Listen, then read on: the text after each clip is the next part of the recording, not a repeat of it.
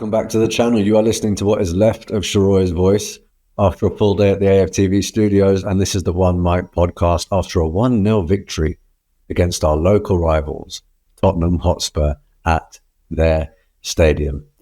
And I'm beaming because that tube journey home, that Victoria line home, full of Tottenham Hotspur fans, and me wearing this hoodie with pride. To the extent that I was smiling sort of the way that I am now. And you know what? Fair play to the guy. I probably would have done the same, but I was just sort of grinning, minding my own business. And the guy who's getting off the train at King's Cross sort of brushes past me and goes, "Smug prick." And I sat there and I thought, you know what? He isn't wrong. He isn't wrong. That was a big victory. Let's just get straight into it. Anyone that watches the Gooniverse podcast, anyone that watched the last episode of the One Mic podcast, and anyone that watched the Starting 11 show on AFTV knows the way that I thought we'd have to approach this game, particularly after the Odegaard injury. On every platform that I appeared on, look, I'm not going to sit here and say, I told you so. But I told you so. I said 1-0. And I said cagey affair. I had come to terms with the fact that this wasn't going to be the prettiest game because of the players that we had available. All right. And that was the context within which I was operating for this one. And you're looking at Erling Haaland, nearly scored 3 hat-tricks in 3. You're looking at everyone telling us, remember, quite rightly, I mean, don't get me wrong, he has looked good, but this is Arne's slot season.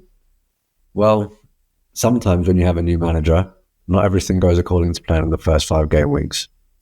So there was a lot on the line here, knowing that we're going to the Etihad. There were lots of Tottenham fans saying, listen, you haven't got Odegaard, you haven't got Rice, you haven't got Calafiori, you haven't got Marino. Then the lineup comes out and it transpires you haven't got Zinchenko. And we knew that we didn't have Tomiyasu. Obviously, it doesn't really matter because he's not really taken into consideration. And I'm not saying that to be rude, but we didn't have Tierney either.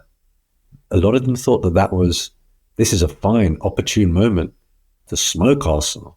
Today, this morning, in all of my WhatsApp groups, I would get a message saying, is Arteta playing mind games about Odegaard's fitness, or do you think he's eligible? To which I always responded and said, he's not playing.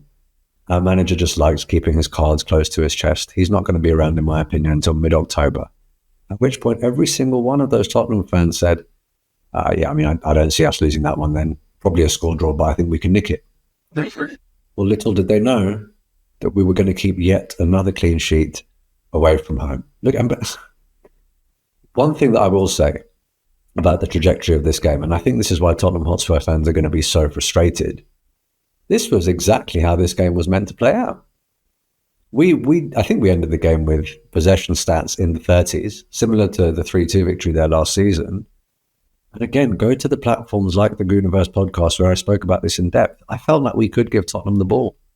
And Tottenham fans felt as though we could give them the ball because they routinely do not finish their dinner. You're looking at a relatively weak pre-season. You're looking at them dropping points to Leicester, having created enough to win the game.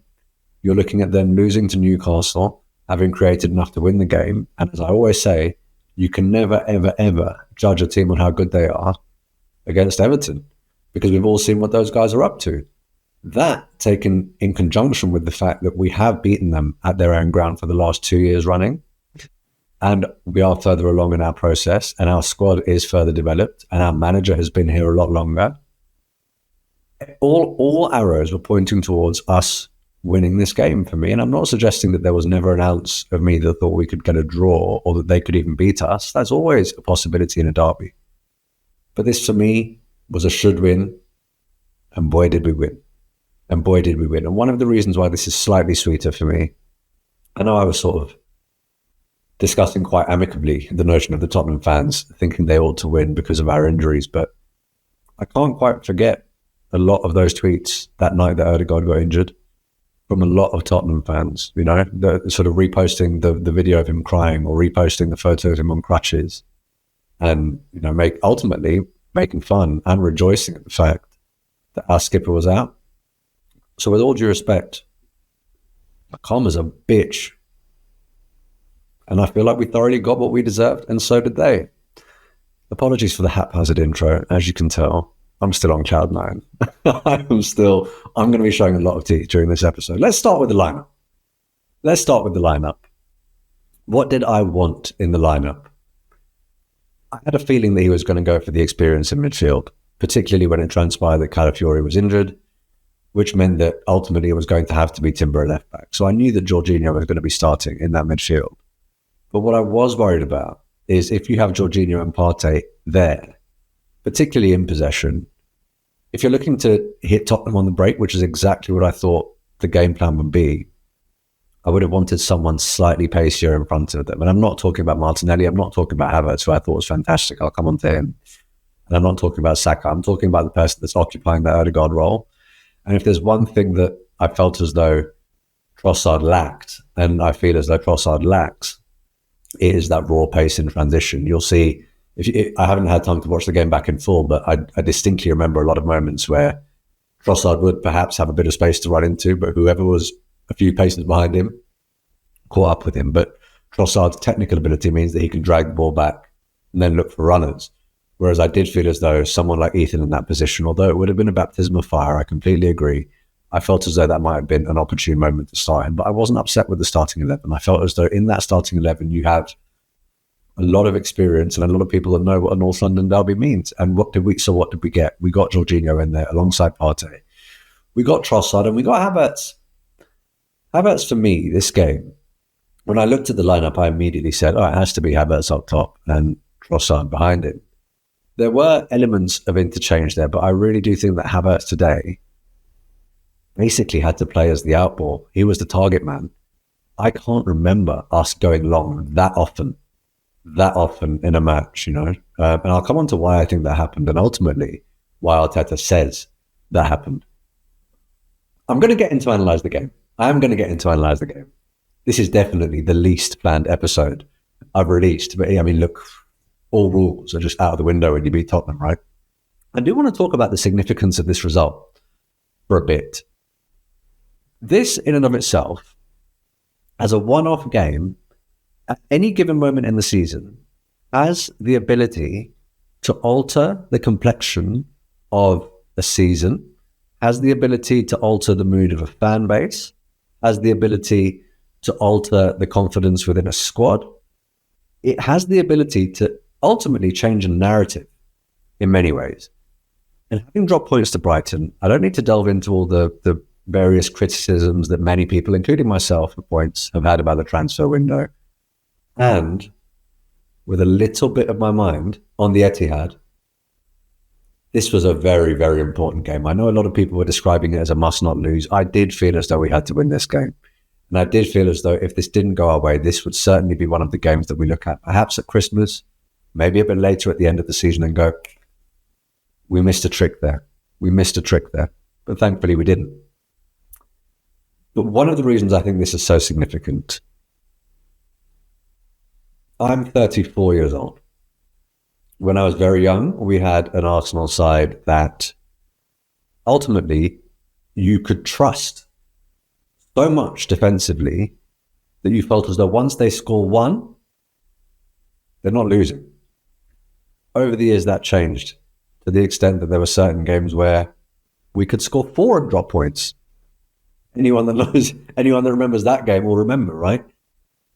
We've now certainly, and I'm not saying that it's only because of this game, but I'm saying if there was ever any doubt as to our defensive platform, particularly away from home, that's been put to bed. We have such a strong defensive unit now that teams need to work their socks off and often come up with a moment of magic to get a goal against us. And Gary Neville was actually saying as much on the Gary Neville podcast immediately after the match. And he wasn't even going as far as suggesting you have to do a lot to get a goal. He was going far to suggest that you need to do a lot just to get a clear-cut chance. And to some extent, I'd have to agree. But another reason I think this match was really significant, let me lean forward for a bit. Let me take this seriously. This for me was very much a tale of two managers. This was a tale of two managers.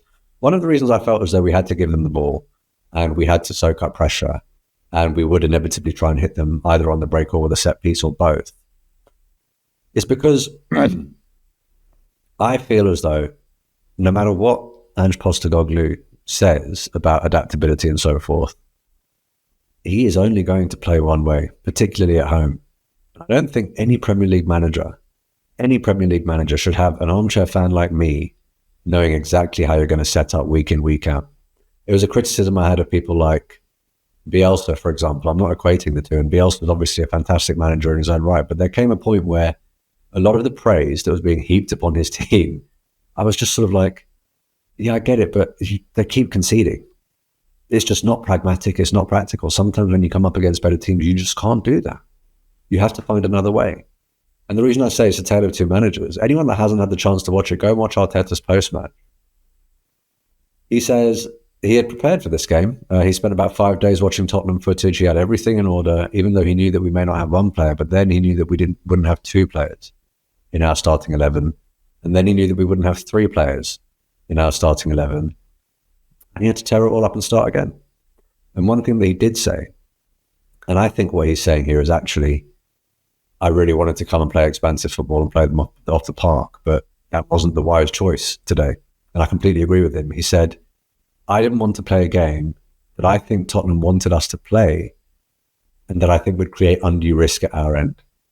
Our manager played the percentages. Sometimes when you're going away from home in a big derby, that's what you need to do.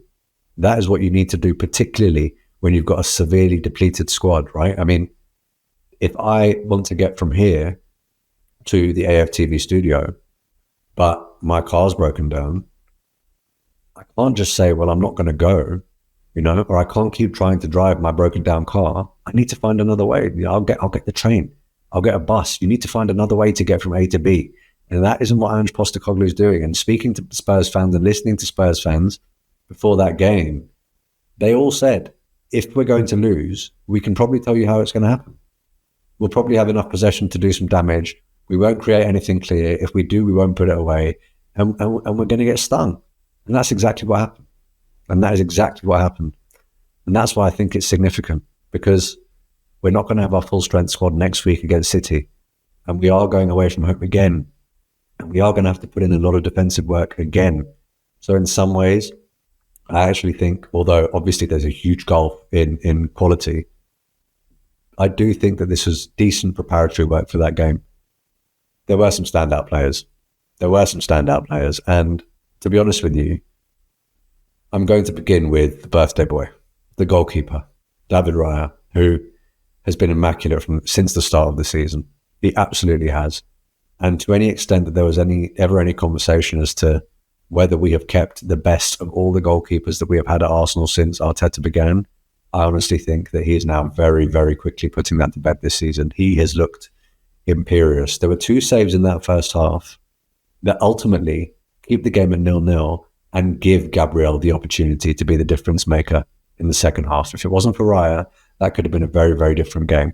I do want to give Saliba a shout out as well. Saliba, for me, I haven't listened to the commentary, because when you do the AFTV watch-alongs, you don't have commentary. But I'm pretty sure that he didn't get booked for a challenge. He got booked for carrying the ball away and running away with it. Now that, for me, is stupid.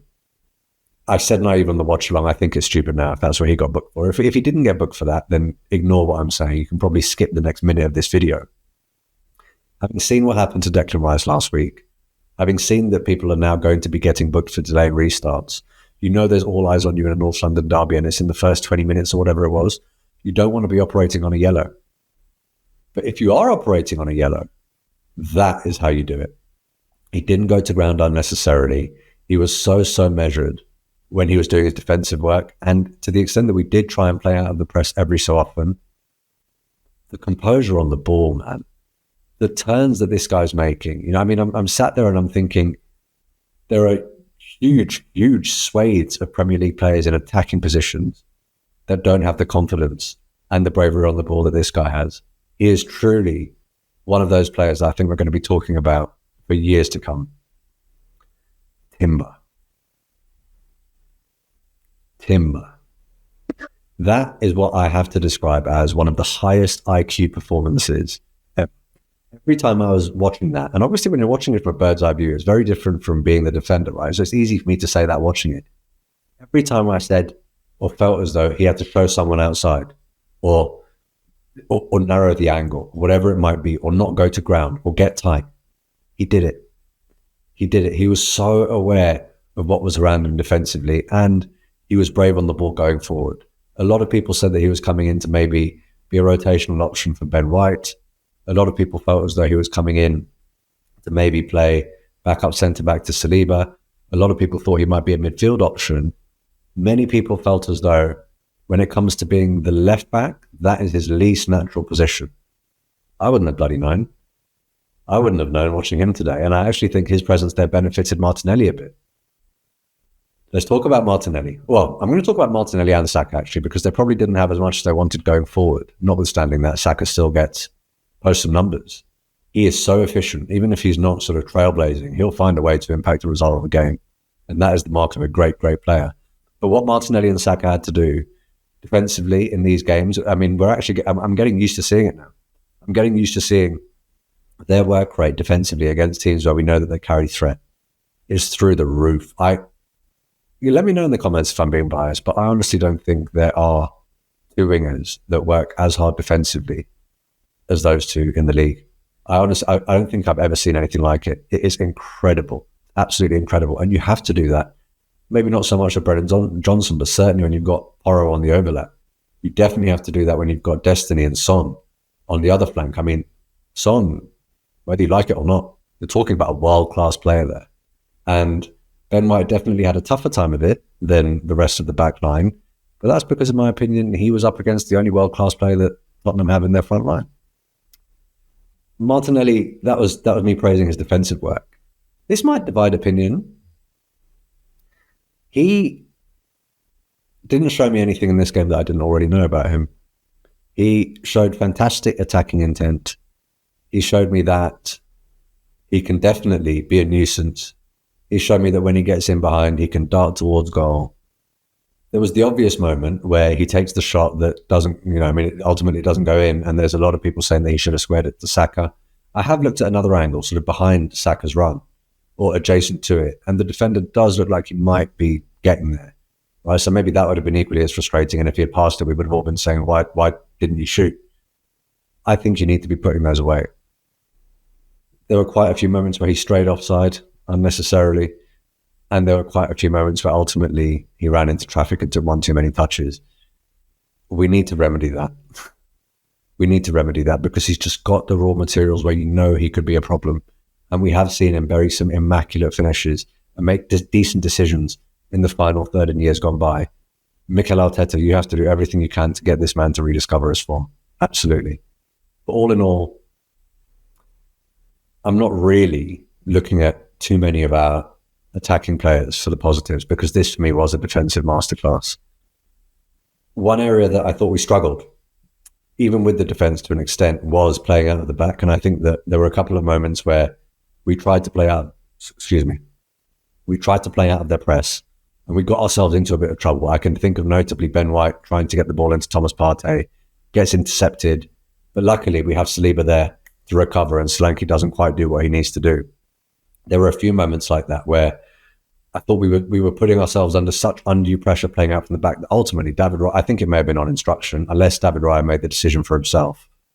But he just went, go long, go long, go long. And when you do that, chances are, if you're not clearing the man, Bukayo Saka and Martinelli, even though they're strong and they can put themselves about and they can be smart, they're not going to be winning the headers. That is where Kai Havertz today, he wasn't in the box much. He didn't get much sort of service in behind like you'd expect when Ødegaard was playing. He was given a designated role. And it was put yourself about, win those headers. To the extent that you need to hold up play until people catch up with you, do so. I thought he did that fantastically well. And I think he's going to have to do a bit more of that next week. So it is encouraging to see him almost exclusively do that. And I think if we had a bit more sort of ruthlessness from our wing play, then people would have been talking about Havertz's hold-up play a lot more if it resulted in eventually one of those wingers putting some of those chances away. All in all, good day's work.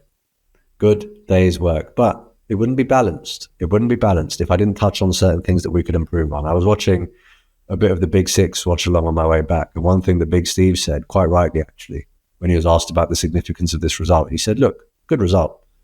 But if Arsenal play like that when they come to the Etihad, we'll beat them. And I felt the same watching it. I did feel the same watching it. And if anyone thinks I'm going overboard here, please don't listen to me. please don't listen to me. Go and listen to Mikel Arteta post-match. It's very rare that he says this. Sometimes he'll say that we could have been better in possession. Sometimes he'll say we could have done better with the chances that we created. His exact words were, today, we didn't do the simple things right when we had the ball. And he finishes the sentence with, at all. He said we didn't do the simple things right at all. And even though that might sound harsh, I think there were so many moments where we created wonderful amounts of space. The pass before the pass was just either the wrong decision or really, really poorly executed with an unforced error. And I can look at Jorginho for that in possession. Again, he worked his arse off for the team, don't get me wrong. But he's definitely better in possession than he displayed today, to the extent that, when we were getting caught out of possession, he picks up a needless booking through nothing other than frustration. Thomas Partey for me, again, a lot of misplaced passes, and Trossard. I think Trossard and Partey together were probably the two that I feel were most guilty of this. Too many touches. And one thing that Tottenham do, it's a coordinated press, and when they press, they don't just press you with one. If they see you take that second touch, there'll be three of them. Man City will do the same. And they're one of the best pressing sides that this country's ever seen. So we need to get that zip back in our play. That was one real takeaway, and I was growing increasingly frustrated with that. I don't want to be too harsh here, because the game plan wasn't, as I say, to play expansive football. But when it's not to play expansive football, and you know that you're not going to be creating that many chances, you're not going to, with a team that's playing a high line, you probably could, right? But we're choosing not to. We're choosing to absorb pressure and pick and choose our moments. When Martinelli has space, when Saka has space, when they do get in behind, this is probably going to be the case against Manchester City. There will be moments where we will get in behind. The Manchester City game last year, we're all talking about that Martinelli and Trossard moment. Today, had we not got that set piece, a lot of this sort of positive tint is because we got the set piece, we got the win, right? So the whole complexion of the game changes. But had we not, let's just imagine that we hadn't. Everyone would have been talking about that Martinelli chance when he got in behind. The same way that everyone was talking about that Martinelli chance at the Etihad. I do feel as though we need to be a lot more clinical, a lot more definitive, and a lot more ruthless in games where we are almost deliberately setting up to absorb pressure and try and hit people on the break, because we're not going to get that many chances. So when they come along, you have to make the opposition pay. Atalanta as well. I've been sat here talking about Manchester City. We do have the opening game of our Champions League campaign on a Thursday. What is that about? Why? Can someone in the comments please explain why we're playing on a Thursday? Bizarre, especially when we're playing at the Etihad on the Sunday. But one thing I do like. Let's talk about, let's talk about squad depth, actually, because this is actually going to lead on to squad depth. People are saying that squad depth could be where Arsenal come unstuck this season in terms of numbers. I rattled it off at the beginning, but we're looking at Tomiyasu, Tierney, Zinchenko, Calafiori. That was Declan Rice as well. We had Erdegaard and our new signing of Marino, all of whom are legitimately first-team squad, or they're certainly first-teamers on occasion, but they're definitely in the first-team squad. But we've just gone and won 1-0, and I don't think anyone can argue that it was a deserved 1-0 win in what is often one of our toughest away games. So is there an argument to be made that actually our squad is actually proving now, when it's in the mud in terms of injuries, suspensions and so forth, that it is deep enough to be competitive against some very, very good sides? Now, obviously, if we suddenly get 3 or 4 more injuries, you're then talking about not just a crisis, but an absolutely determinative catastrophe, right? But I don't think there are many squads that are built to deal with that many injuries. We dealt with that well today. And with Rice coming back, hopefully with Calafiori being fit, looking at Atalanta, looking at the Etihad, I don't think there's room for wholesale rotation, because, who the hell are we to be saying prioritise the Premier League over the Champions League, right? You fight so hard for so many years to get back into the Champions League. And don't forget that this is where players from elsewhere in Europe are going to have eyes on you. And this is the type of talent that we do eventually want to sign. So we have to give a good account of ourselves here. And Atalanta is not an easy place to go. But someone like Thomas Partey, for example, we know that he has fitness concerns. We know that his minutes have to be managed carefully. He played 2 full 90s, I think, for Ghana in the international break, and he had a taxing day today. I don't want to see him play. I don't. I think Declan Rice can play alongside Jorginho. I want to see Rice in the 6. I want to see him get back into the swing of things with Arsenal. I know he played with England before City, so he's fresh. And I think it's a good opportunity for Jorginho to get some more game time. And a lot of people were saying that he is suited to European competition and he has that experience. So why not give someone like Thomas Partey a rest? We can't afford any injuries to Bukayo Saka, for example. And he did come off with a knock today. That's why we bought Raheem Sterling.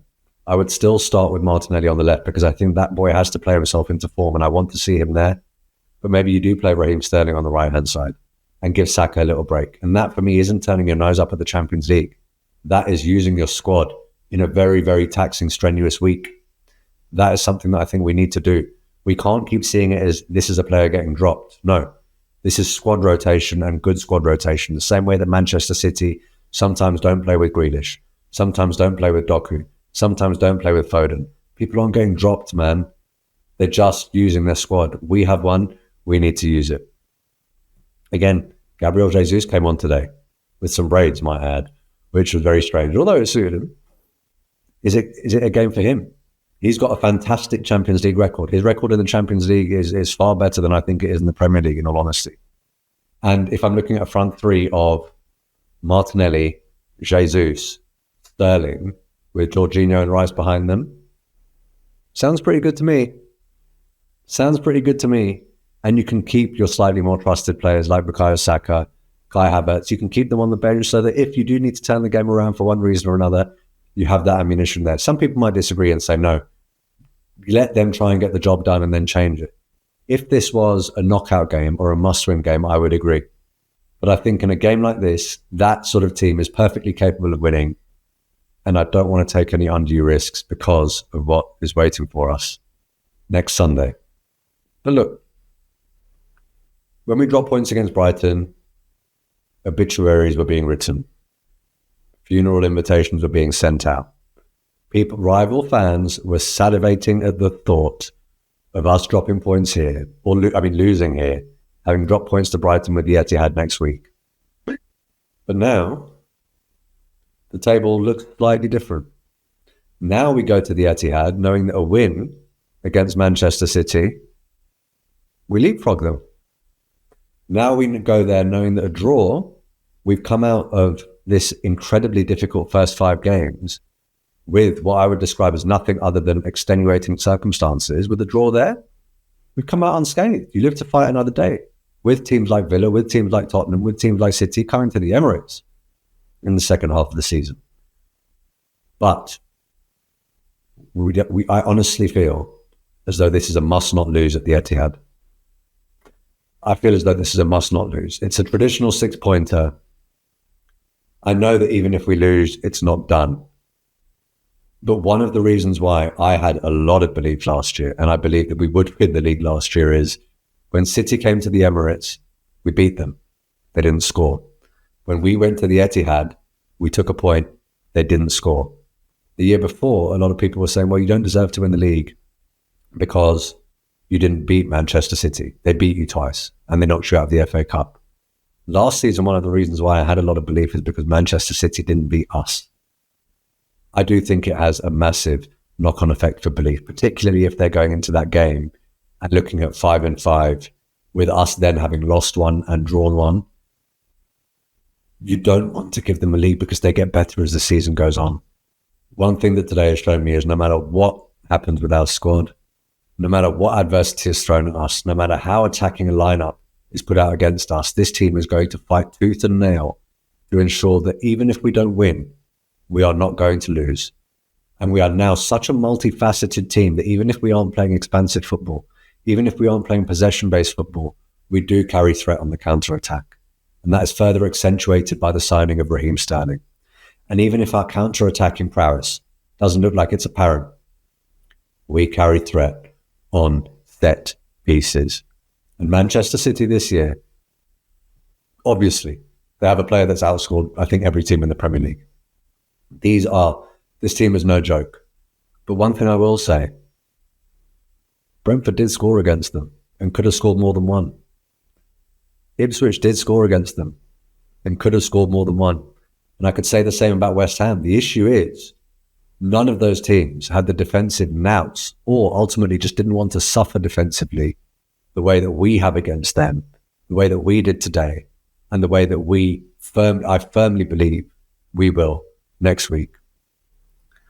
I'm going to try and squeeze in an episode after Atalanta and before Manchester City. So I'm not going to give you my Manchester City prediction now, nor is there any utility in doing so because a lot can change with a game in between. And we have 7 days in between now and then too. So I'm going to give you my prediction for Atalanta.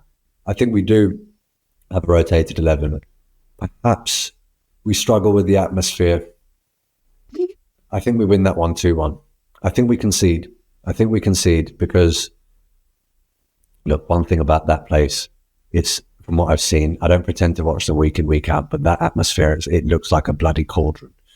I do think that could lead to some nervy moments, but I think with that raw pace of what I'm suggesting, maybe a Martinelli, Jesus, Sterling, something along those lines, we will look potent.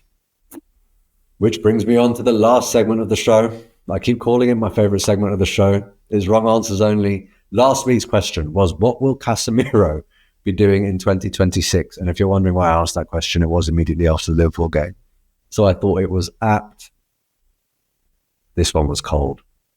D-Ray 4637. Big up, D-Ray. I see you in the comments all the time. It's lovely seeing regulars in the comments too, by the way.